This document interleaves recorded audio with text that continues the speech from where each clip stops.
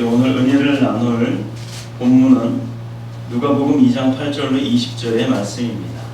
누가복음 2장 8절로 20절의 말씀입니다. 제가 가진 성경으로는 신약성경 89쪽입니다.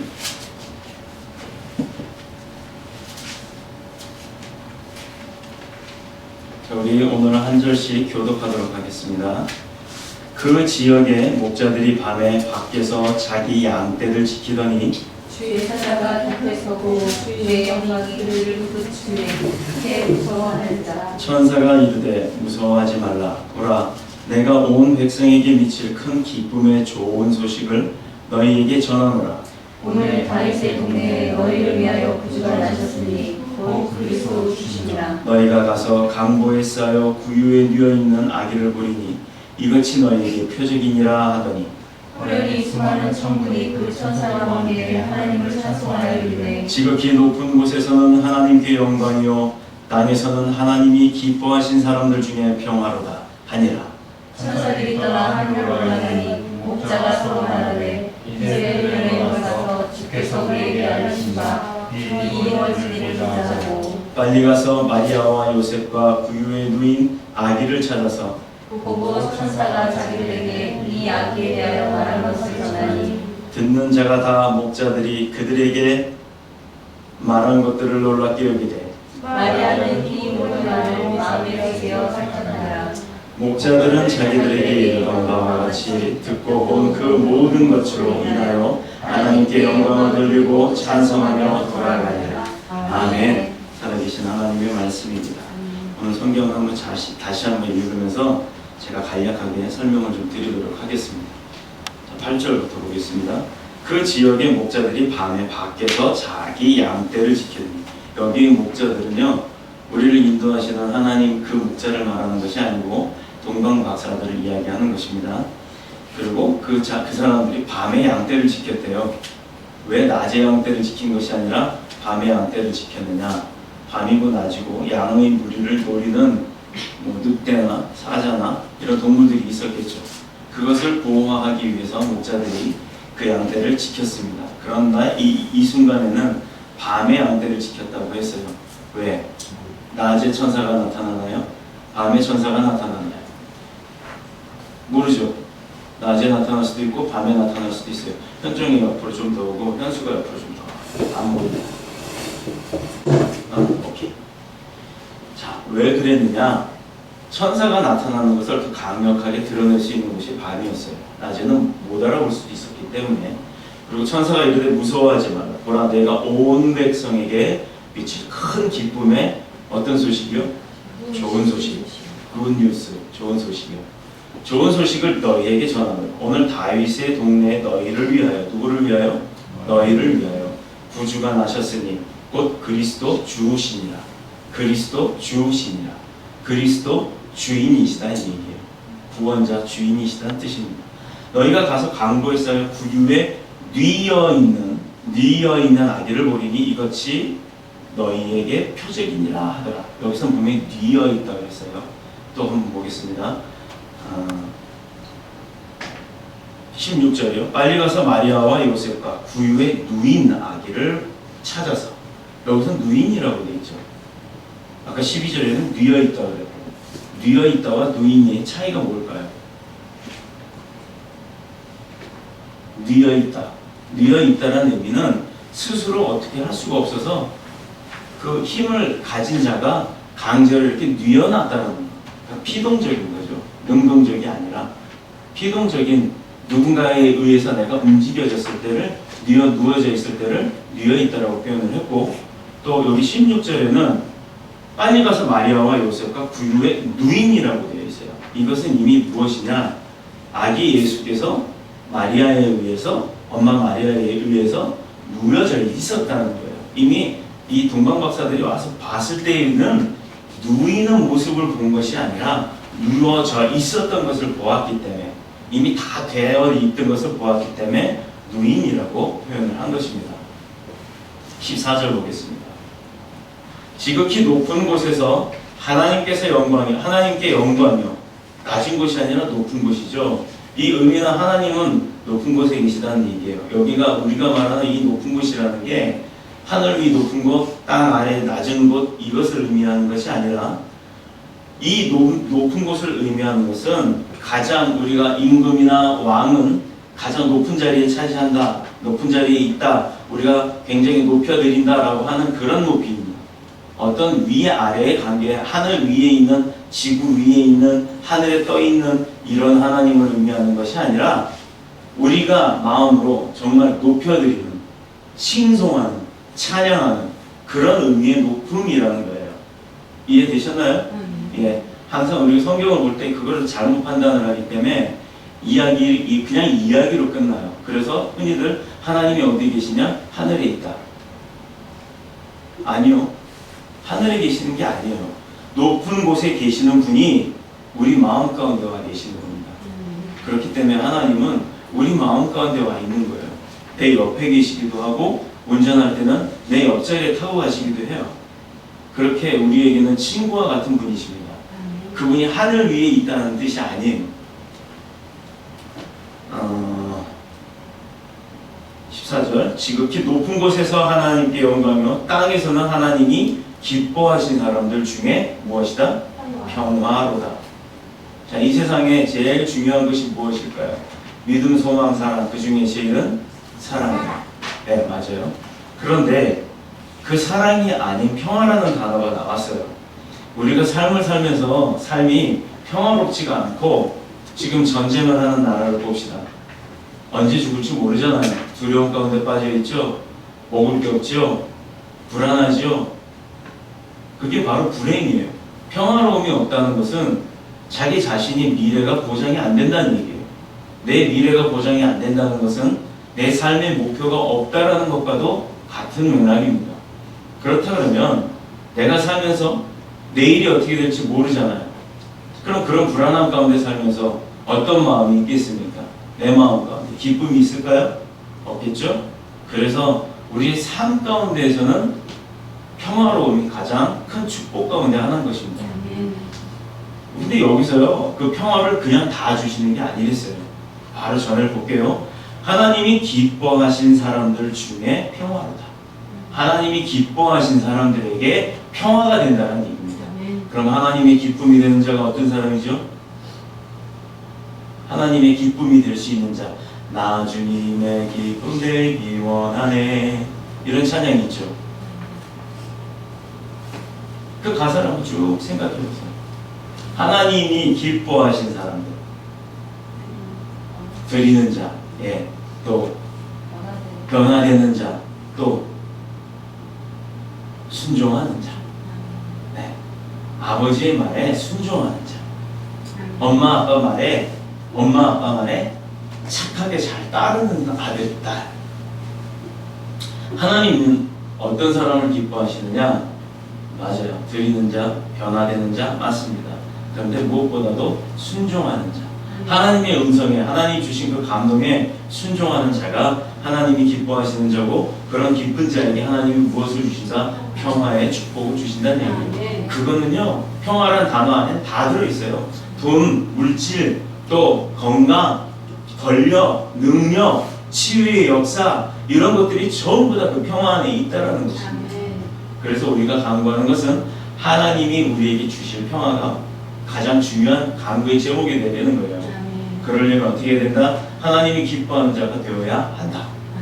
그래서 우리 내년 교회 표어는 주님이 주시는 평화를 나누는 교회가 될 것입니다. 2016년의 표어가 지난번에 교회 기도원 갔을 때 그 성경 구절을 주셨어요. 자, 그 이후는 또 20절까지에 대한 부분은 오늘 설교를 통해서 말씀을 드리도록 하겠습니다. 오늘 저와 여러분이 함께 나눌 은혜의 제목은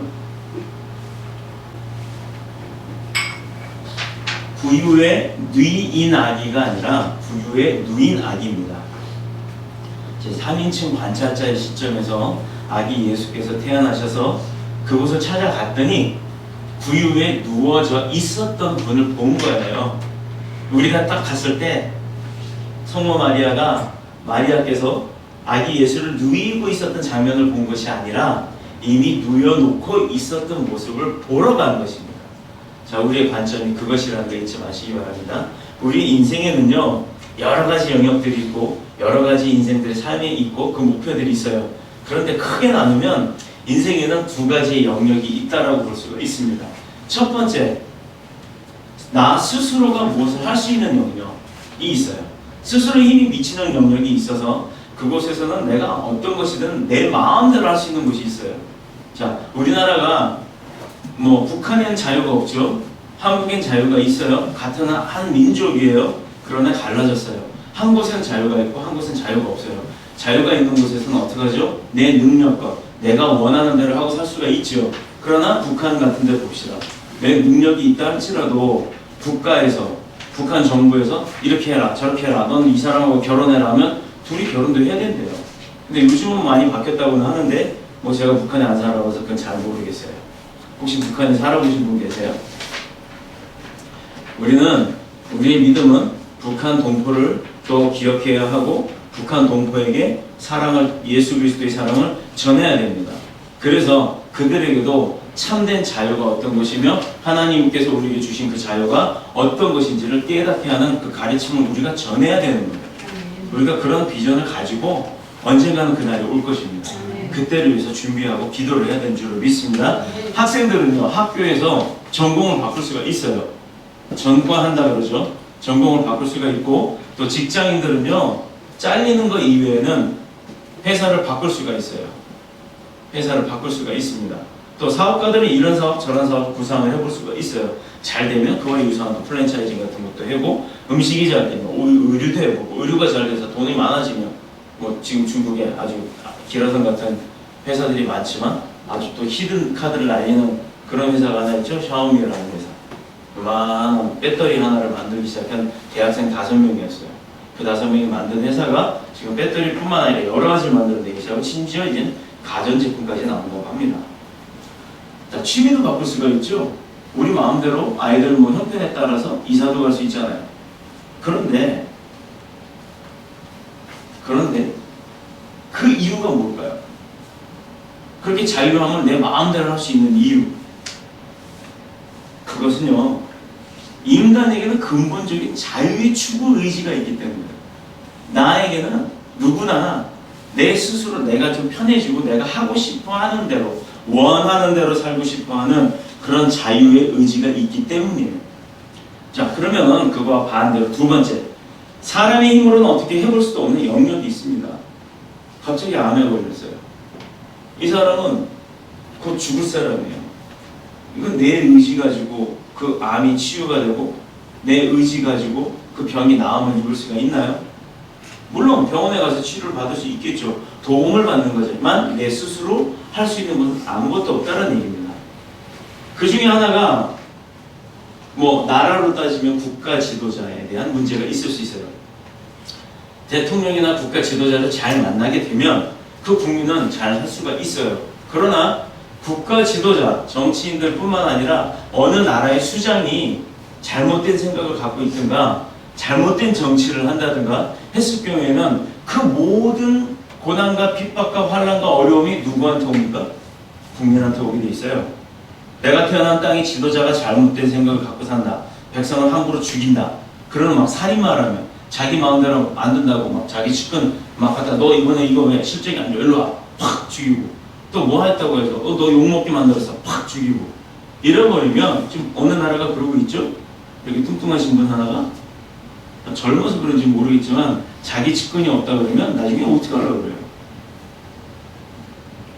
또 가정을 한번 봅시다. 가정에서 남편이 아내를 잘못 만나면요, 집 밖에 나가서 일하고 집에 들어오기 싫을 거예요. 그죠? 오면 맨날 징징거리고 맨날 싸움이질이나 걸고 이랬다 그래요. 그런데 또 반대로 아내가 남편을 잘못 만났어요. 이거는 남편이 밖에서 술만 먹고 들어오면 그냥 차고 부시고 때리고 잃어버리는 거고 살고 싶겠어요? 그냥 어떻게 보면 그 삶 자체가 지옥 같은 삶이 될 수도 있겠죠. 세상에서 못된 사람들을 만나서 평생 고생하는 사람들 간간히 우린 주변에서 볼 수가 있습니다. 그렇기 때문에 우리 인생에 있어서는 두 가지 영역이 있지만 그 영역 가운데서도 만남이 정말 중요한 것입니다.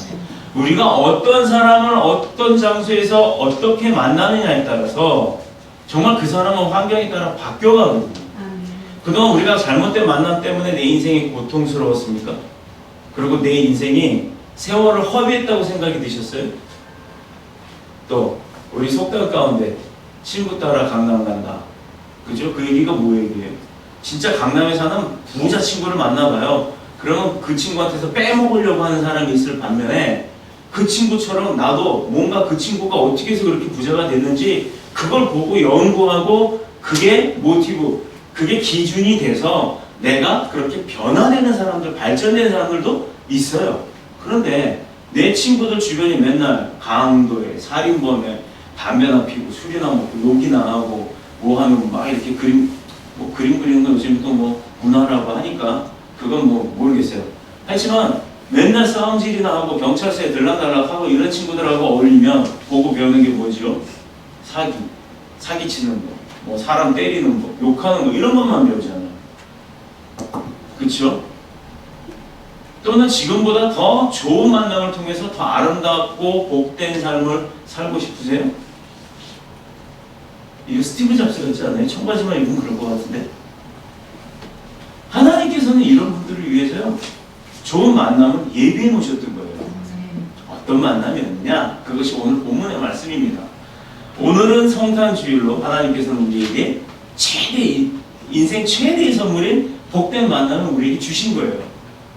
우리 다른 반주자께서 아까 기도했듯이 곧 아기 예수께서 탄생하신 날이 돌아옵니다.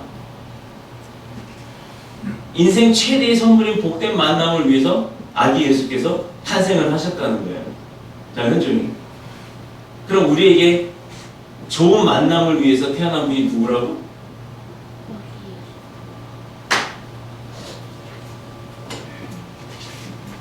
정말 잘 맞췄습니다. 네, 맞아요. 그의 누이 아기 예수 그리스도입니다. 아기 예수 그리스도. 그리스도의 의미가 뭔지 아십니까? 구세주. 나를 구원해 주시는 주인이 되신다는 얘기예요. 자, 나를 구원해 주시는 주인이 누구라고요? 아기 예수 그리스도. 자, 오늘 본문을 보면 그 들에서 밤을 새우면서 양을 치던 목자들이 있었고요. 또 그들에게 나타난 뭐가 있었죠? 천사 민준이 나와. 성경을 잘 읽어내. 자, 민준이도 천사가 있었어요. 그 천사가 나타나서 한 말이 뭐라고 했죠? 첫 마디가 누가 올 것이다라고 예언을 하고 가요. 근데 그 누가 온다는 예언을 받은 그 예언을 한 천사가 누가 온다고 했어요? 아기 예수가 온다고 했어요. 근데 누구를 위해서? 너희가 아니죠. 온 백성이요. 누구 이렇게 뭐 가람이 현종이 이렇게 딱 뭐 둘 이렇게 구분 짓는 것이 아니라 온 백성이요. 온 백성이라 하면 이 지구상에 살고 있는 모든 사람들을 위해서 왔다라는 거예요. 세빈이 누굴 위해서 왔다고? 어떤 백성? 어떤 백성? 다시 아기 예수께서 이 지구상에 사는 온 백성을 위해서 이 땅에 오셨다라는 거예요. 그 만남을 얘기해 주는 거예요. 세빈이 어떤 백성? 온 백성.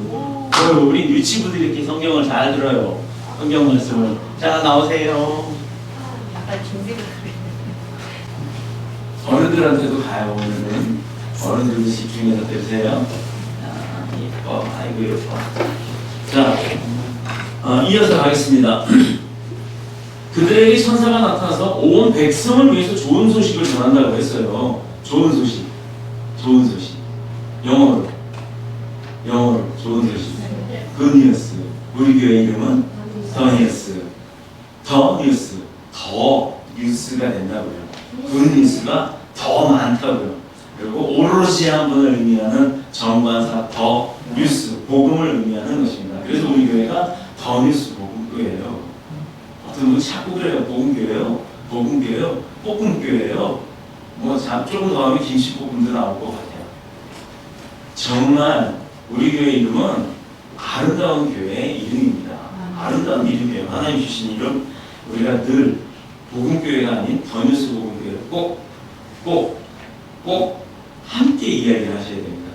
그리고 11절 보면요, 한번 볼까요? 11절에 너희를 위하여 구주가 나셨으니 곧 누구? 그리스도 주시니라 보냈어요. 왜 양치는 목자들에게 나타나서 그들만이 아니라 온 백성이라고, 즉 유대 땅에 사는 이스라엘 사람들, 더 정확하게 말해서는 온 세상 사람들을 위해서 더 좋은 소식, 굿뉴스, 또 복된 소리, 복음을 전한다고 얘기를 했습니까? 당시 이스라엘은 로마의 식민지로 경제적인 수탈이 있었어요. 로마의 식민지가 됐었다고요. 우리나라도 그랬죠? 로마의 압작인 이방인 헤롯 왕의 압정으로 인해서 아주 정말 못된 정치로 인해서 고통을 받을 때였어요. 마치 우리나라 일제시대 때처럼. 그가 얼마나 잔인하고 사악한 왕이었는지는 마태복음 2장을 보면 알 수가 있습니다. 동방 박사들을 통해서 유대 땅에 새로운 왕이 태어날 거라는 그 이유만으로도, 그 이유 하나만으로 어떤 사람들 유대 땅에 새로운 왕이 태어날 것이다 라는 그 이유만으로 자기 백성들 가운데 2살 이하의 어린아이요, 여기 2살 이하 없죠, 2살 이하의 어린아이들을 다 잡아 죽였어요. 군인들을 통해서 아이를 다 죽여버렸다는 거예요.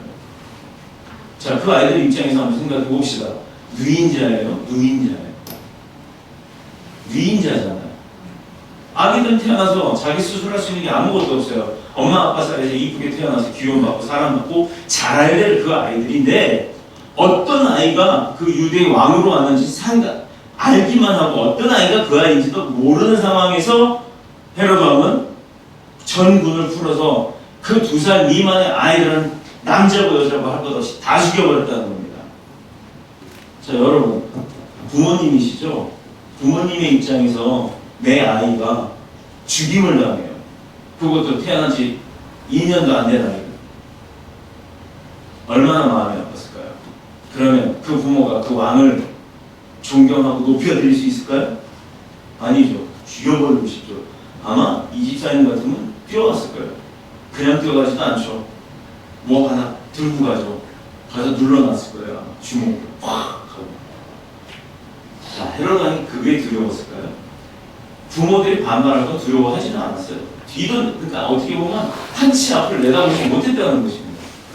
2살 이하의 모든 어린아이들을 다 죽였을 때 어찌 이렇게 포악하고 잔인한 왕이 있었을까? 근데 그게 헤롯뿐이었나요? 헤롯 이후에도 많았죠.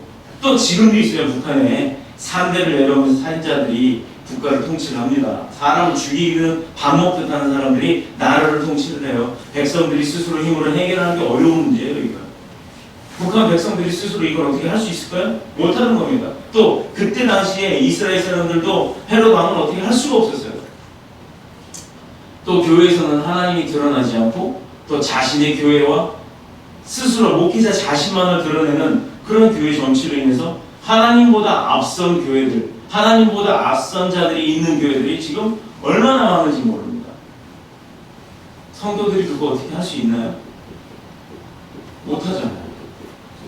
성도들에게는 바로 그것이 바로 잘못된 만남이자 고통이 되는 것입니다. 내 아버지가 계신 집, 내 교회. 그런데 내 교회 가서 은혜를 못 받아요. 내 교회 가서 은혜를 못 받아요. 내 교회 가서 은혜 못 받는 게 고통이에요. 여러 가지 어려움이 생기겠죠? 그래서 하나님께서는 이스라엘뿐만 아니라 온 인류, 온 백성에게, 모든 백성에게 바로 아기 예수 그리스도를 보내주신 거라는 거예요.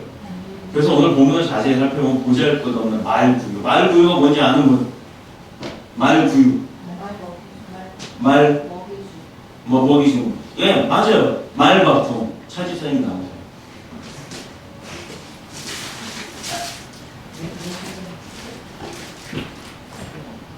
그거는 의미가 있는 것입니다. 제가 나중에 설명을 드릴게요.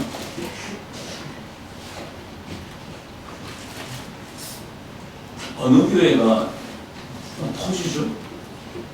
퍼주는 교회가 있죠. 어느 교회요? 퍼주는 교회 있어요. 어느 교회? 전수복음교회. 아, 우리도 그런가요? 아, 바퍼교회, 바퍼 목사님이 하시는 그 퍼주는 교회. 갑자기 그 생각이 나네요. 나누고 베품이라는 게요. 뭐 그게 얼마나 크고 중요하고 뭐 과장하는데 그게 큰 기쁨이 되겠습니까? 그러나 그것을 받을 수 있다는 거, 나눌 수 있다는 거, 그게 정말 기쁨인 거예요. 하나님이 우리 교회에 정말로 진짜 그러네요. 그러고 보니까 우리 교회는 그런 퍼주는 은사를 주셨나 봐요. 계속 퍼드리겠습니다. 그러면 하나님도 그만큼 축복을 주시겠죠? 자, 그래서 하나님께서 이스라엘뿐만 아니라 온 인류 백성에게 아기 예수 그리스도를 보내주셨다고 했어요. 그래서 오늘 보면 자세히 보면 말구유, 맞아요. 말밥통이라는 얘기예요. 말밥통에 아기 예수께서 누워 있었다는 거예요. 침대가 없었어요. 아기 넣는 요람이라고 하죠. 예쁜 거.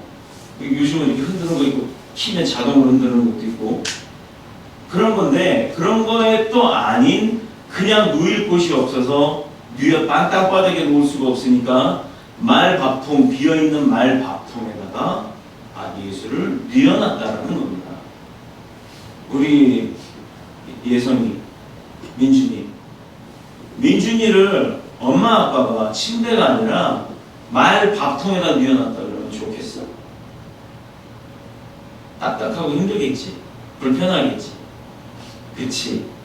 근데 또 누가 보면 내 침대가 막 금칠에 돼 있고 막 분홍색 레이스 남자니까 그게 아니겠나?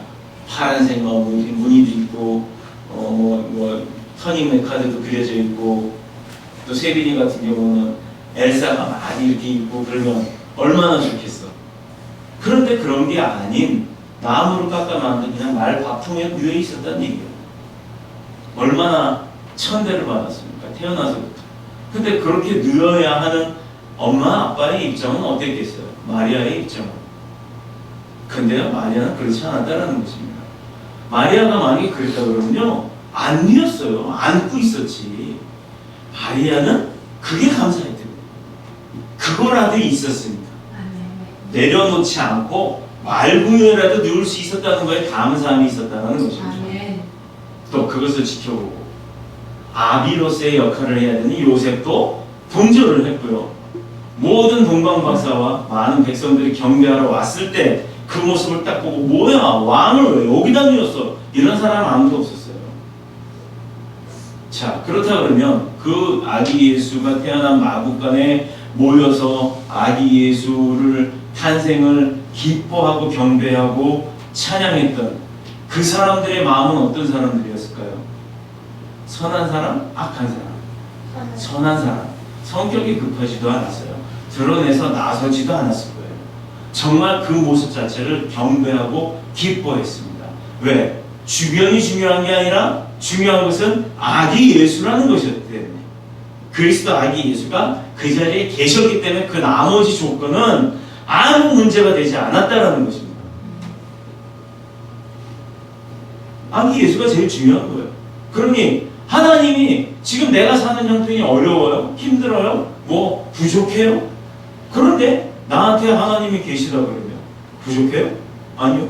어려워요? 아니요. 불평이 나올 수가 있나요? 감사밖에 안 나오는 것입니다. 그래서 제가 누누이 감사를 찾으세요. 감사를 고백하세요. 감사가 넘치는 삶이 되어야 합니다라고 하는 것은 우리 스스로가 지금 형편에 만족을 하고 그 형편에 감사를 하고 살면 더 큰 감사가 온다라는 것입니다.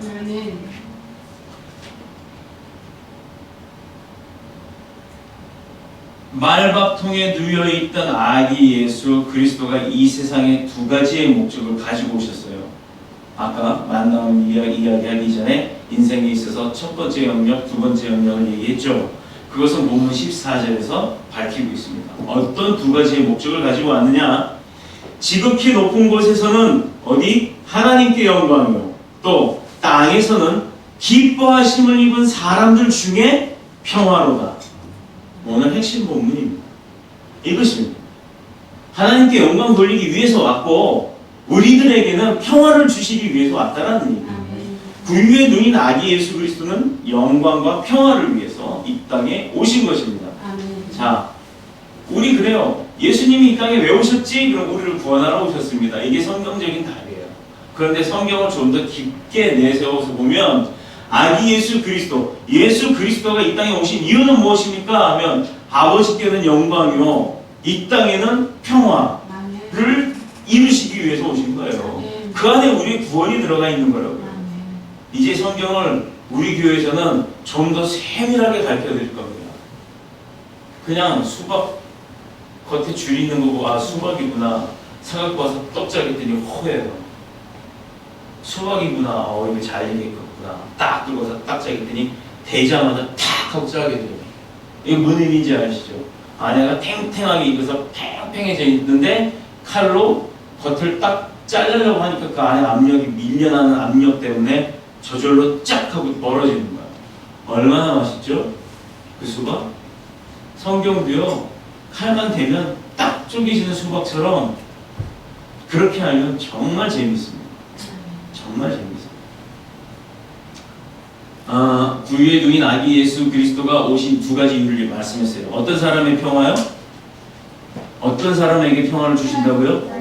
하나님이 기뻐하시는 자, 하나님의 기뻐하심을 입은 자에게 평화, 즉 하나님께 순종하는 자, 하나님의 자녀가 된 자, 하나님의 종이 되는 자의 평화를 위해서 오셨다는 것입니다. 그렇다면 영광은 무엇이고 평화는 뭐죠?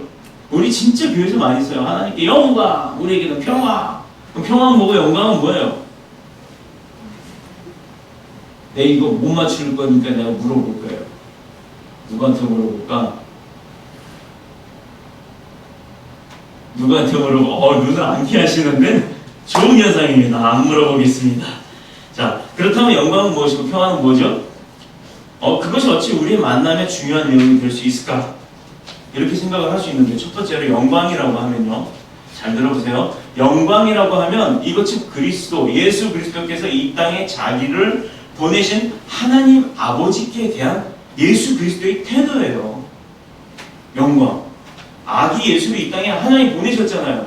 하나님이 보내셔서 이 땅에 사람의 몸으로 오셨는데 왜 왔는지에 대한 것, 그 일을 이루시기 위한 아버지 계획이 있어서 왔잖아요. 근데 그 아버지 계획은 말을 안 듣고 따르질 않아요. 예수님이 안 따랐어 봐요. 지금 그럼 우리가 예수님을 찬양했을까요? 안 하죠. 안 하죠. 그런데 하나님 아버지에 대한 예수님의 태도가 바로 그 영광이라는 것입니다. 어떤 거냐? 아기 예수님께서 이 땅에 탄생하신 목적은 하나님 아버지의 뜻을 이루기 위해서요. 뭐였냐? 대신 십자가에 달려서 돌아가셔서 우리 죄를 어떻게? 사해 주시잖아요. 그로 인해서 우리와 하나님과의 관계를 연결해 줬잖아요.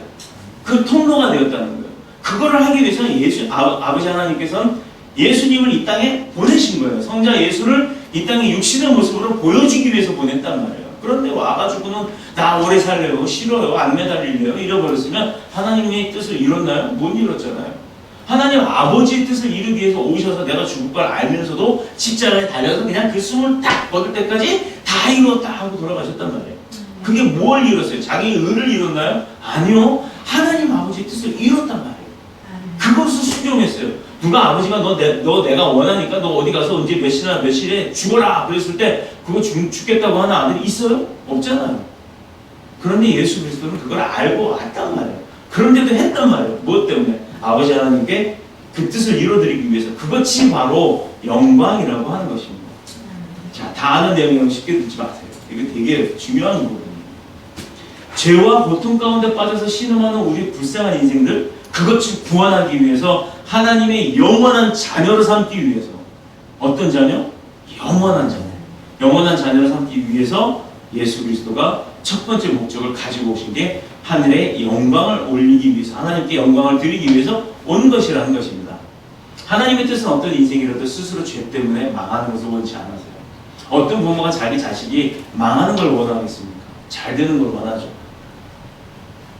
그죠? 그래서 엄마 아빠가 성적이 안 좋으면 회초리도 들고, 또 가지 말라는 곳에 가면 회초리도 들고 계속 회초리만 들게 되네.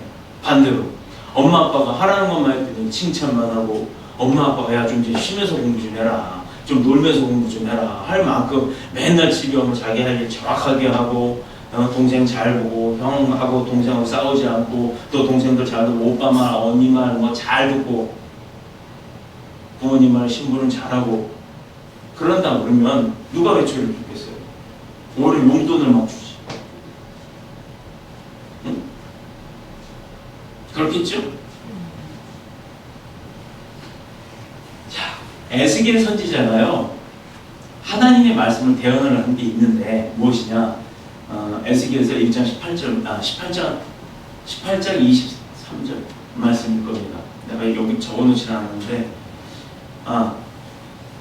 에스겔에서 18장 23절입니다. 내가 어찌 악인의 죽는 것을 조금인들 기뻐하랴. 또 그가 돌이켜 그 길에서 떠나서 사는 것을 어찌 기뻐하지 아니하겠느냐. 이거 이상하죠? 잘 들어보세요. 내가 어찌 악인의 죽는 것을 조금인들 기뻐하랴. 악인이 죽는 걸 기뻐하지 않는데요. 그가 돌이켜 그 길에서 떠나서 사는 것을 어찌 기뻐하지 아니하겠느냐. 자, 다시요. 예수님이, 하나님이 얘기를 하십니다. 여기 개똥이가 악인이에요. 강도예요. 근데 얘가 죽는 것을 왜 기뻐하지 않겠느냐? 근데 조금이라도 기뻐하겠냐? 나 얘 기뻐하지 않아. 얘 죽는 걸 기뻐하지 않아. 슬퍼해. 왜? 얘가 돌이켜서 회개하고 이 악의 소굴에서 빠져나와서 정말 행복하게 살 수 있는 그런 기회가 있는데, 그러지 않고 얘가 죽는 걸 내가 기뻐하겠냐고. 그렇지 않고 얘가 돌아와서 회개해서 선하게 사는 걸 내가 기뻐하지 않겠냐, 이 말이에요. 이거 정말 헷갈려요. 성경이 굉장히 헷갈리는데, 자세히 관점을 하나님이냐 또 나냐 이렇게 바꿔가면서 보신다 그러면 그 말씀이 정말 내 말씀이 됩니다. 하나님께서 어찌 악인이 죽는 것을 기뻐하시겠냐? 그가 돌이켜서 그 악인의 길에서 벗어나서 사는 것. 여기서 벗어난다는 건 뭐예요? 회개한다는 얘기잖아요. 선하게 산다는 거예요. 그렇게 사는 걸 안 기뻐하겠냐, 이 얘기예요. 그러니 하나님은요, 악인도 기뻐한다, 안 기뻐한다? 악인도 사랑한다, 안 사랑한다? 악인도 주님의 백성이다, 아니다? 그렇습니다. 여러분, 교회 안 나온다고요? 싫어하지 마세요. 교회 믿음이 없다고 해서 싫어하지 마세요. 이단 섬기면요, 불쌍해야 되는 거예요. 신천지에서요, 우리 교회가 유명해지긴 했나봐요. 편지가 두통이 왔어요, 저한테. 예수장과 부평, 세천지인가 신천지인가 그거 왔어요. 그래서 저한테 질문을 하래요. 17가지의 질문을 답을 보내달래요.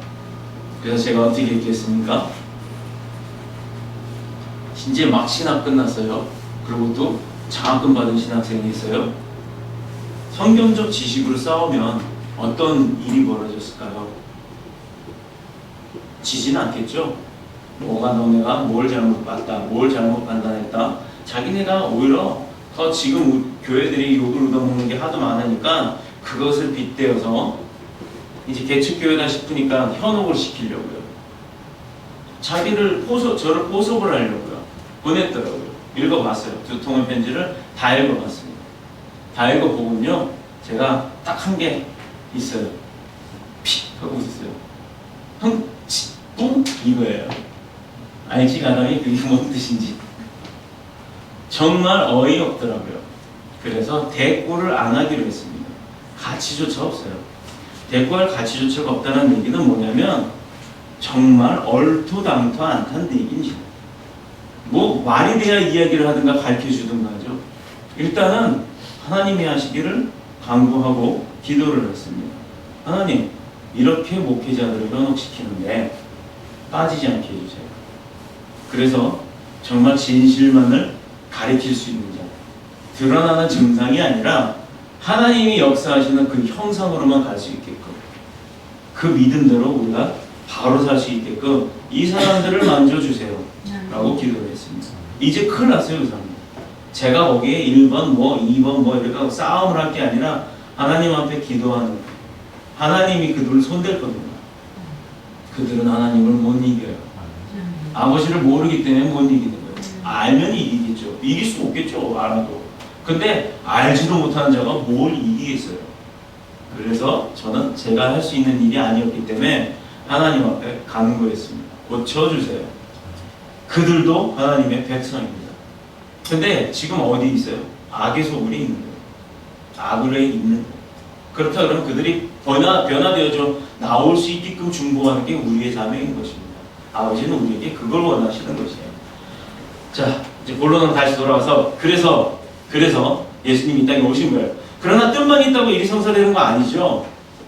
아무리 정부가 완벽하고 훌륭한 법을 공표하고 시행한다고 해도 그것을 듣고 순종하는 자가 없다 그러고 그런 백성들이 없다면, 따르는 백성이 없다면 이번에 또 세금 올라가요. 세금이 올라간다고 해서 안 내버리면 그 세금 의미가 있나요? 없죠. 강제로 뭐 징수를 한다고 하죠. 근데 내가 만약에 재산이 없다 그러면 뭘로 뺏을 거예요? 갖다 세금 안 냈다고 가둬놓고 구속시킬 건가요?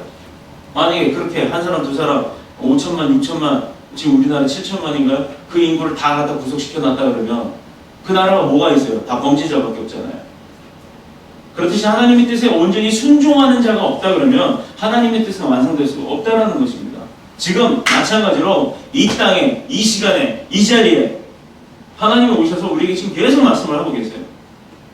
근데 내가 귀를 닫고 눈을 닫고 입을 닫고 듣지도 보지도 말하지도 않는다 그러면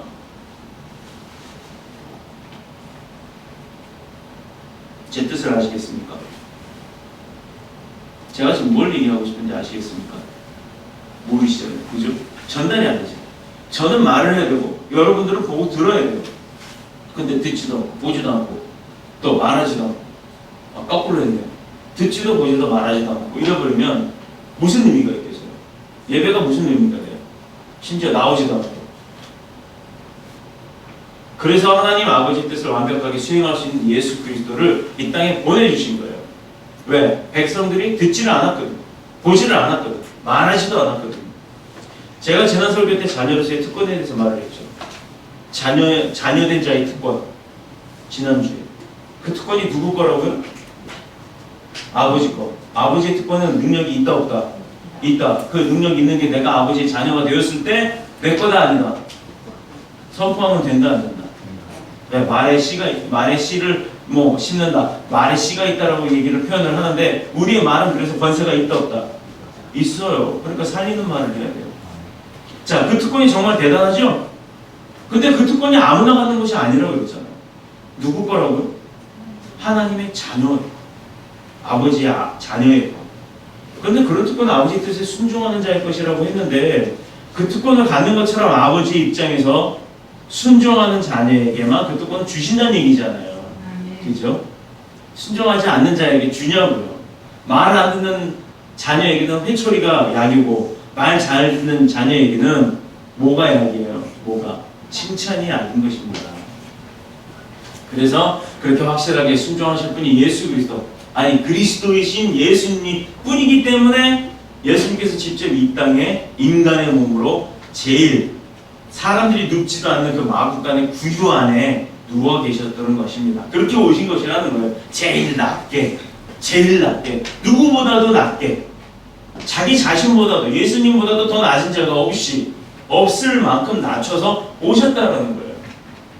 그렇게 낮은 자였어요. 그렇게 낮은 분이었어요. 외모적으로 그렇게 형편없는 분이었어요. 그러나 그분은 어떤 분이셨어요? 우리의 왕이셨잖아요. 하나님께서 가난한 마구간에 누이신 건가요? 또 그렇게 천한 곳에서 나시게 한 것도 하나님의 뜻인가요? 뜻이잖아요. 하나님이 능력이 없어서 여관방을 안 잡아주셨겠어요? 호텔방을 안 잡아주셨겠어요? 거기에 뭐 스위트룸 같은 거 안 잡아주셨겠어요? 하룻밤에 몇 천만 원짜리 뭐 무슨 칼리파인가 뭐 거기는 호텔에 하룻밤이 뭐 몇 천만 원이잖아요. 그런 데를 뭐 능력이 없어서 하나님이 거기서 태어나게 안 하셨겠어요? 그런데 하나님은 목적을 이루시기 위해서 가장 낮게 만들어 놓으신 거예요. 그것도 하나님의 뜻이었다는 얘기입니다. 그는 오셔서 33년 동안 사셨어요. 공생의 기간은 3년이었어요. 30년 동안은 성장을 하신 거고, 근데 그 동안에 아버지의 뜻을 따라 살았고, 또 마지막에는 자신을 십자가에 희생함으로 인해서 인류에게 모두 구원의 길을 열어주셨다는 것입니다. 바로 이것이 사람 대신 예수님의 목적이었고 나아가 아버지 하나님의 뜻이었던 것이에요. 그분이 아버지의 뜻에 온전히 순종을 했을 때 바로 그것이 하나님께 영광이었다는 얘기인 것입니다. 하나님께서 우리에게 마음에 감동을 주실 때가 있어요. 내가 이렇게 하고 싶다. 내가 이렇게 해야겠다. 근데 안 하는 분들이 있어요. 마음은 내가 오늘 집에 가면 성경을 읽어야지. 오늘 이 성경을 좀 봐야지. 그 마음의 감동을 주셨어요. 그런데 가서는 설거지하랴, 애들 보랴, 뭐 TV 보랴, 운동하랴, 뭐 이것저것 뭐 차 닦으랴 이러다가 잊어버려요. 못해요. 저녁에 잘 때쯤 되는데 내일 읽지 이러다가 벌 받은 사람이 접니다. 제가 한번 되게 호되게 벌을 받았어요. 아주 밤새도록 잠 한숨 못 자고 병원에 실려가고 싶을 정도로.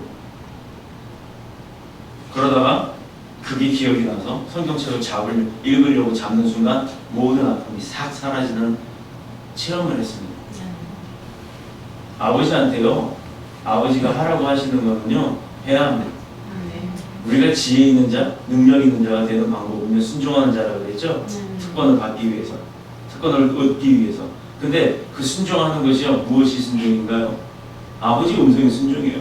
아버지가 감동 주신 대로 하셔야 돼요. 왜 안 하세요? 오죽 그런 감동대로 안 하시는 분들이 계시니까 저한테 그걸 다 보여주세요. 이번에 기도원 갔다 와서 아주 희한한 은사를 받았어요. 누구를 위해서 기도를 하면 그 사람의 상태가 보여요. 그게 형상이나 뭐 이런 걸로 보이는 것이 아니라 뭐 영화 보듯이 집사님 내 가정이 보이고 막 그런 게 아니고 그 사람의 상태가 보여요. 그게 막 보여집니다.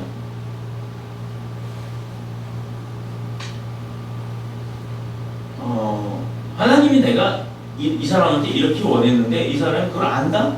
근데 안 하더라. 너가 하게 도와라. 이렇게 막 알려주실 때가 있어요. 제가 어떻게 해요? 일단 만났어요. 대화하는 가운데 그분이 아세요. 그분이 놀라세요. 심지어 저보고 목사님 진짜 잘 깔아야 되겠어요. 이 소리까지 하시더라고요. 그거 안 놀라시네? 목사님 보고 잘 깔으래요. 그래서 웃었어요. 이건 제가 할 일이 아니고 하나님이 저한테 주신 얘기입니다 라고 말씀드렸습니다. 여러분도요, 하나님께서 마음에 감동을 주시는 대로 우리 아기들도 하나님이 주시는 마음 감동이 있으면 그대로, 잘 모르겠으면 엄마 아빠한테 나 이런 마음에 감동이 있었는데 이게 맞아요? 하고 물어보라고요. 그 감동대로 순종하며 사셔야 바로 그것이 하나님께 영광이 되는 줄로 믿습니다. 마찬가지로 우리 인생도 누구를 위해 무엇을 행하느냐가 중요한 것이 아니라 그것이 어떻게 행해지느냐, 그 가치가 달라진다는 것입니다. 신학자이며 예수의 신부였던 알프레드 델프라고 하는 신부님이 계셨어요. 그분이 이런 말을 했어요. 잘 들어보세요. 재밌어요. 빵은 중요하다. 그러나 자유는 더 중요하다. 빵 중요하죠? 우리는 이제 밥이에요. 그 사람들은 빵이 주식이니까. 그러나 가장 중요한 것은 하나님께 대한 신앙이다라고 했어요. 자, 다시요. 빵은 중요하다. 자유는 더 중요하다. 그러나 가장 중요한 것은 하나님께 대한 나의 신앙이다. 이 말은 빵은 육신의 양식이기 때문에 없어서 내가 굶어 죽으니까 안 돼. 생명의 공급원으로서 중요하다. 그렇지만 아무리 그 빵이 중요하다 할지라도 자유가 없으면 내가 그 빵 사러 갈 수도 없고 먹을 수도 없다 이 얘기예요. 그런데 그거보다 그 자유까지 있다 하더라도 더 중요한 거는 자유가 없는 인생은 가치를 상실한 존재이긴 하지만 그거보다도 더 중요한 게 신앙이다. 아무리 자유가 있고 빵이 있다 할지라도 하나님을 알지 못하고 그분에 대한 내 신앙 고백이 없다 그러면 인간으로서 진정한 가치와 목적을 이룰 수가 없다라고 그렇게 얘기를 하시는 거예요. 대부분의 사람들은 빵을 위해서 살아가죠. 우리가 그냥 우리가 먹고 사는 것에 대한 그 집착이 있어요. 우리는 먹고 살아야 된다는 것 때문에 그것을 위해서 산다고 생각하는 분들이 많고 그것 때문에 살아요. 사실 돈을 벌어야 먹고 살잖아요. 그러니까 돈 벌기 위해 산다는 게 되는 거죠. 자, 어떤 부분은 자유쟁취하고 그 자유를 위해서 사는 사람도 있습니다. 그러나 소수의 사람들은 오직 하나님의 영광을 위해서 사는 분들이 있어요. 자, 너희가 무엇을 먹고 마실 걸 걱정하고 사느냐? 하물며 들에 다니는 들짐승들과 하늘에 나는 새들을 보라. 먹고 재우는 분이 누구라고요? 하나님. 제가요, 여기 학원 앞에 1층 식당 아줌마가 아침에 나오면 맨날 쌀을 쫙 뿌려요. 쌀을 한 줌씩 쫙 뿌려. 이제 그분은 이사 가셨는데 쌀을 뿌리면 온 동네 비둘기들이 어떻게 알고 와요. 다 주워 먹고 가요. 그 매일 그걸 한 며칠을 하니까 한 4시 정도 본인 여기 가게가 술집이라서 술집을 여는다라고 나오는데 4시 정도 나오는데 나오자마자 제일 먼저 문 열면 청소도 안 하고 그거부터 해요. 쌀부터 뿌려요. 베푼다 이거죠. 본인의 믿음으로 베풀었어요. 온 동네 새들이 다 날아가요. 비둘기들이 와서 다 쪼먹고 가요. 며칠 그러니까 나중에 그 아주머니가 나올 시간쯤 되면 여기 전기줄에 비둘기가 한 수백 마리가 앉아있어요. 수십 마리가 아니에요. 수백 마리요. 어마어마했어요 진짜. 너 제발 좀 쌀 좀 주지 마라. 어떤 상황이 벌어졌냐. 차 줄을 위에 앉으면 그리고 차를 대놓으면 차가요 앞이 안 보일 정도로 새똥이 다 떨어져 있어요. 그건 둘째치고 건물 여기 우리 건물 간판 위에도 앉아서 간판에 새똥이 쭉쭉 비 오듯이 막 그 청소 다 하고. 제발 좀 주지 마세요. 안 주니까 이놈의 비둘기들이 어떻게 하는 줄 아세요? 이러고 다녀요. 이러고 다니면서 아줌마가 나오니까 무슨 병아리 오리 쫓아다니듯이 막 쫓아다니는. 심지어 가게 문 열고 들어가면 가게 안까지 우르르 들어가요. 자, 그걸 보고 뭐라 그러죠? 자업자들. 본인도 나중에 놀래갖고 비둘기 무섭다고 쌀 주던 양반이 비둘기 무섭다고 들어가서 나오질 못해요. 입구에 비둘기가 차 있으니까. 119 불러갖고 119 소방대원들이 비둘기 쫓아주는 사건이 벌어졌습니다. 뭐하다 이 얘기가 나왔지? 베푸는 것. 이런 베품은요 잘못된 베품이에요. 그 쌀 한 달 줄 거 모아놨다가 정말 요새 바꾸는 분들이 있는 거 아시죠? 있어요. 그런 분들 주면 좋잖아요. 선택에 따라서 행함이 어떻게 되느냐, 어떤 교회냐, 어떤 사람을 만나냐, 그 만남이 중요하듯이 그런 베품도 어떻게 하느냐가 중요한 것입니다. 자, 오직 하나님의 영광을 위해서 사는 것. 이런 사람들은요 하나님이 먹이세요. 그거 체험해 보셨죠? 왜들 이래요? 그거 다들 체험해놓고 한 번도 안 체험해본 사람들처럼? 이거 무슨 개인 프로그램 같은데? 자, 이유가 뭐죠? 왜 그렇게 살아야죠? 왜 구유의 동인 아기 예수 그리스도께서 33년 동안 우리 가운데서 그렇게 사셨습니까? 우리 가운데서 왜 그렇게 사셨냐고요? 왜 베풀고 나누고 치유하고 기적을 일으키고 죽은 자 살리고 눈 뜨게 하고 앉은 자 일으키고. 왜요? 왜? 하나님이 계신 걸 알리기 위해였죠. 하나님이 계신 걸 믿으라는 거죠. 그분이 우리를 살릴 것이라는 걸 알려주셨잖아요. 그것 때문에 우리가 워낙에 듣지를 않으니까 오셔서 보여주셨단 말이에요. 그럼 그때는 또 많은 사람들이 예수님을 칭송하고 따랐죠. 지금은 그분이 없어서인가요? 그분이 없어서 못 믿나요? 안 보여서요? 안 보이는 거 많잖아요. 안 보여도 있는 게 얼마나 많아요. 전화기 속에 엄마 있어요? 엄마 전화기 안에서 엄마가 나오냐고요? 아니에요. 안 보이는 전파 있잖아요. 지금 이 소리는 보여요? 우리 냄새도 보여요? 또 바람도 느끼기는 하지만 보이냐고요? 안 보인다고 없는 게 아니라는 것입니다. 누구든지 평화를 말하고 또 화평을 말하고. 평화 거꾸로 하면 화평이에요? 평화와 화평의 의미가 같을까요? 다를까요? 다릅니다. 사전 찾아보세요. 자기 자신이 먼저 십자가에 못 박히지 아니하고는 참 평화를 이룰 수가 없습니다. 그러나 예수 그리스도는 자기 삶을 통해서 또 인생의 진정한 목적이 무엇이며 또 무엇을 위해 어떻게 우리가 살아야 되는지 또 그리고 가장 귀한 삶이 어떤 것인지를 본인이 실제로 예수님께서 본인 스스로가 보여주고 가신 거예요. 그분은 평생을 하나님 영광을 위해 사셨습니다. 우리는 평생 그렇게 살기는 어려워요. 그렇죠? 그러나 그렇게 살려고 노력해야 되는 줄로 믿습니다. 이 일을 위해 자기 자신의 생각과 의지와 고집과 그리고 또 자기의 모든 계획은 십자가에 다 내려놓고 못 박으시길 소원합니다. 우리도 가정이나 직장에서 교회 안에서 그리고 또 내 자신을 먼저 십자가에 내놓고요. 참 평화가 내 것이 될 수 있도록 그렇게 노력하는 삶이 되시기를 원합니다. 두 번째, 평화라고 하는 것. 영광과 평화 중에 평화. 이제 이게 마지막이에요. 예수 그리스도를 대하는 사람들에 대한 태도예요. 예수 그리스도가 하나님께 대한 태도였지만 이번에는 예수 그리스도의 사람들에 대한 태도. 예수님께서 예수 그리스도의 사람들에 대한 태도. 자, 예수 그리스도께서 이 땅에 강탄하셨다 그러죠. 강림하시고 탄생하시고 줄여서 강탄. 감탄하시기까지는 이 세상에 진정한 평화는 없었습니다. 없었어요.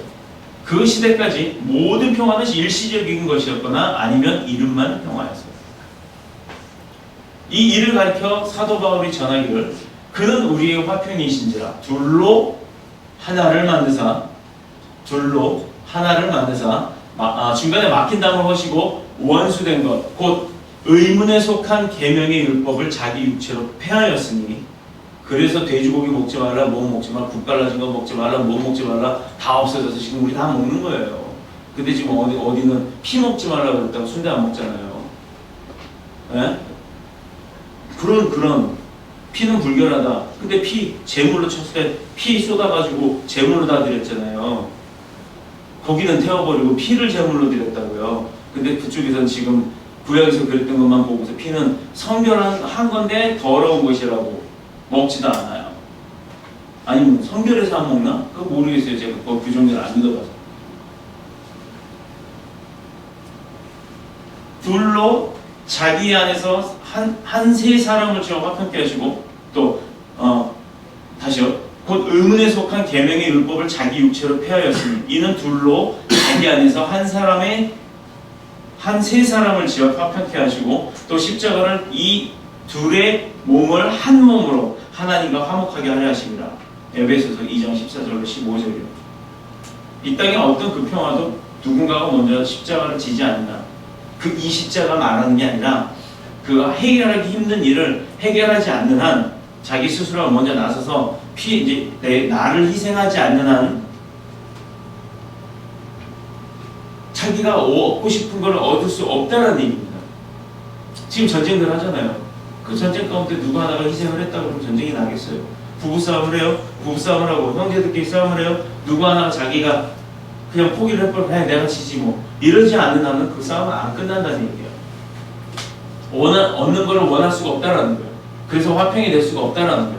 그래서 예수님께서는 먼저 자기 자신을 십자가에 못 박음으로 죄로 막힌 원수와의 담을 허무시고 하나님과 우리를 화평케 하셨다는 거예요. 둘을 하나로 만드셨다는 거예요. 예수님이 십자가 이전에는 우리에게 죄로 말미암아 하나님의 진노가 있었어요. 아담을 통해서 선악과를 따먹고 에덴 동산에서부터 벗어났어요. 그 아담 누구예요? 하나님의 아들이에요, 아니에요? 현수, 아담이 하나님의 아들이야, 아니야? 하나님이 지었잖아. 하나님이 처음에 사람을 만들었어, 그렇지? 하나님이 사람을 만들었어. 하나님 거야, 아니야? 맞지? 현수도 나와. 우리 현수도 지금쯤 졸릴 텐데 졸리지도 않고 아이인데도 불구하고 두 눈을 또롱또롱 뜨고 정말 이뻐요. 자, 그렇다 그러면 그분이 십자가를 통해서 진노와 저주 대신에 하나님의 긍휼과 은혜가 왔어요. 이게 뭘 말하는 거죠? 제가 너무 포괄적으로 얘기하나요? 인생이 제일 먼저 하나님과 화목해지지 않고서는 천년 만년을 살아도 우리에게는 평화가 없다는 얘기잖아요. 하나님 모르는 분들이 그래서 궁핍하게 사는 겁니다. 하나님을 아시는 분들이 가난하게 사시는 분들이 있어요. 근데요, 따지고 보면요, 그분들한테 굉장히 큰 축복들이 있어요. 근데 본인들이 그 축복을 모르시고 내 형편만을 보고 내 형상만을 보고 내 지금의 그 상태만을 보고서 가난하다라고 판단을 하세요. 절대 아닙니다. 그것을 하나님의 관점에서 보시면 그게 가난한 건지 가난하지 않고 축복받은 건지를 알 수가 있어요. 인생이 먼저 욕심에 따라 범죄하고 하나님을 떠났기 때문에 인생이 욕심을 따라 하나님을 떠났기 때문에 스스로의 힘으로는 하나님과 화목할 수가 없기 때문이라는 거예요. 나 스스로는 할 수가 없다는 거예요. 우리와 화목을 원하시는 하나님께서 먼저 아기 예수를 이 땅에 보내서 우리에게 화목 제물을 보내셨죠. 우리를 그 제물을 삼고 우리가 화목해지기 위해서. 사랑하는 성도 여러분, 여러분의 마음에 예수님이 계시다고 확신이 된다면요, 먼저 예수님처럼 손을 내미시는 가정들이 되시길 축복합니다. 아멘. 먼저 예수님처럼 마음을 여시는, 먼저 예수님처럼 인내하시는, 먼저 예수님처럼 베푸시는 그런 축복의 가정이 되시기를 그리스도이신 예수님으로 축복합니다. 축원합니다. 예수 그리스도는 이 두 가지, 아버지 하나님께 죽기까지 순종함으로 영광을 돌리셨고 이 세상에서는 십자가를 통해서 화목제물이 되어 주심으로 말미암아 우리에게 영원한 평화를 주셨다는 거예요. 사람들은 우리를 가리켜 그리스도인이라고 합니다. 크리스천이라고 해요. 자, 크리스마스의 의미가 뭔지 아세요? 크리스트, 마스, 크리스트 플러스 마스예요. 크리스마스의 주인이 누구세요? 예수님이에요. 근데 크리스마스의 주인이 산타인 줄 알아요. 이거 우리 크리스찬들 반성해야 되는 겁니다. 그래서 우리가 사역이 시작이 되면 매년 크리스마스 때는 이제 저희가 준비를 해야겠죠. 팀도 구성이 돼야 되고 또 연합도 해야 되고 정말 크리스마스 때 예배 끝나고 나서 오후에는 사역을 나갈 것입니다. 무슨 사역이냐? 정말 아름다운 사역을 할 거예요. 제가 나중에 이제 좀 준비가 되고 매년 10월달 우리 집회를 위해서 항상 우리 교회는 이제 매년 10월달 되면 대규모의 집회를 할 것입니다. 초교파적인 집회를 할 거예요. 뭐 능력에 따라 되면 체육관을 빌려서라도 하겠죠. 악기 세워놓고 뭐 인스타에 있던 아시죠? 인스타에 있던 그런 공연 같은 거의 뭐 그 수준은 아니더라도 작게 시작을 해서 나중에 그 수준까지 갈 수도 있겠죠. 아멘. 할 겁니다. 할 수 있습니다. 아멘. 그래서 문화사역을 교회에서 이렇게 하는 것입니다. 이런 교회 사역을 합니다. 라는 걸 알릴 거예요. 그때 되면 아마 교회들이 기하급수적으로 늘어날 겁니다. 그런데 그러기 이전에 이건 매년 10월 달에 맨 처음에 뭐 자금이 10명이서 하든 20명이서 하든 할 거예요. 작게 시작해서 나중에 창작이 될지라도 안 하진 않을 겁니다. 매년 10월 달 집회를 목적으로 우리가 준비를 해 나갈 것입니다. 그런데 10월달 집회 말고 12월달 우리가 가장 기뻐해야 되는 날에 소외된 자들이 있어요. 소외되어 있는 자들이 있습니다. 그들을 위로하러 갈 겁니다. 어떤 위로인지는 저도 지금 몰라요. 어떤 곳으로 갈지도 몰라요. 그러나 그 목표를 놓고 기도를 하는 중이에요. 나중에 우리가 공동적으로 내년부터 시작되는 사역이 교회의 사역들이 시작이 되는데 그 사역 가운데 정말 하나님의 뜻 가운데 우리가 그 사역을 진행할 수 있도록 준비해 나갈 것입니다. 아멘. 예수님께서 그렇게 이 땅에 오셔서 두 가지 일을 했어요. 그리스도인이라고 불리는 우리가 이것은 그리스도의 사람, 즉 그리스도의 소유된 사람이라는 의미를 말하는 겁니다. 여러분 크리스천 맞으세요? 기독교인 맞으세요? 행동을 잘해야 내가 손해를 보고 내가 먼저 손을 예수님처럼 내밀고 내가 먼저 사람들을 베풀어야 기독교라는 소리를 듣지 않는 것입니다. 교회 중요하죠. 믿음도 중요합니다. 그러나 행함이 없는 믿음은 죽은 믿음이라고 했어요. 동시에 이 그리스도인이라는 말은 우리가 예수 그리스도를 닮았다라고 하는 의미로 불려지는 거예요. 그렇기 때문에 내가 잘못하면 내 아버지 욕먹잖아요. 민준이가 잘못하면 민준이 아빠가 욕을 먹는 거야. 사람들이 욕을 해. 아빠가 어떻게 가르쳐놨길래 애가 저 모양이야? 이렇게 한단 말이에요. 근데 우리가 잘못하면요 하나님이 오는 거예요. 개독교라고 하는 사람들, 그 사람들 무작정 왜 개독교라고 하겠어요? 이거 크리스찬들 반성해야 됩니다. 기존의 교회들 회개해야 하는 것입니다. 교회가 잘못했기 때문에 그 사람들 그래요. 실제적으로 기원 64년 후에 로마 황제 이후에 누구든지 주라고 하는 자가 있으면 다 죽여버렸어요. 주라고 말만 했으면 다 죽여버렸다고. 그런데도 불구하고 그 당시 크리스찬들은요 죽는 것을 알면서도 주라는 말을 숨기지 않고 고백을 더 세게 했다는 얘기입니다. 더 힘들게. 내가 죽을 줄 알면서도 자기가 죽임을 당할 줄 알면서도 죽으라고 하는 말을 숨기지 않았다는 거예요. 왜? 자신이 크리스찬이고 예수 그리스도를 닮은 사람이었고 그렇게 사는 사람이었기 때문에. 여러분들 그런 용기 갖기를 원합니다. 그런데 우리 지금의 문제는 뭐냐? 우리가 바로 그런 크리스찬이라는 거예요. 그렇다면 하나님의 아들이 이 땅에 오신 목적이 영광이요, 하늘의 영광이요, 이 땅의 평화인데 이건 당연히 오늘날 우리의 사명이 되어야 되는 거 아닙니까? 예수님이 그렇게 오셨는데 그렇다면 예수님을 닮아가야 되는 우리는 그렇게 살아야 되잖아요. 하나님께 영광이 되는 삶이요, 우리에게는 평화가 있어야 되는 삶. 당연하죠. 그렇게 닮아가야 되잖아요. 이 일을 위해서 저와 여러분이 여러분을 이곳까지 인도해 주셨고 또 하나님께서 도와주셨습니다. 앞으로도 하나님께서는, 성령님께서는, 예수님께서는 저와 여러분을 그렇게 이끌어 가실 것입니다. 도와주실 것입니다. 강보에 쌓여 구유에 누인 아기를 보리니 이것이 너희에게 표적이라고 12절에 말씀하셨는데, 표적은요 어떤 목표물을 이렇게 던지는 그 표적이 아니라 겉으로 드러나는 증거를 표적이라고 해요.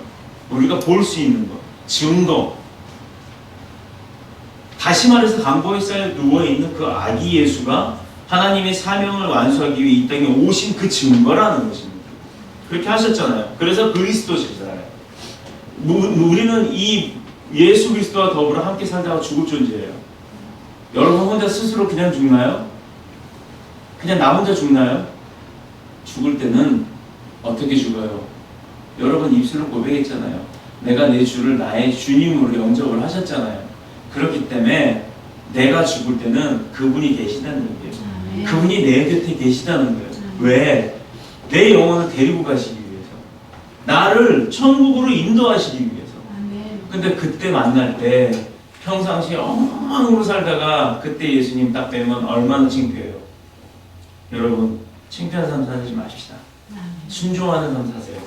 그래서 거룩한 하나님의 자녀가 되고 하나님의 능력과 하나님의 평화와 하나님의 은혜와 사랑과 기쁨과 충만함이 저와 여러분들 가운데 충만하게 되어지기를 그리스도이신 예수님의 이름으로 축복합니다. 축원합니다.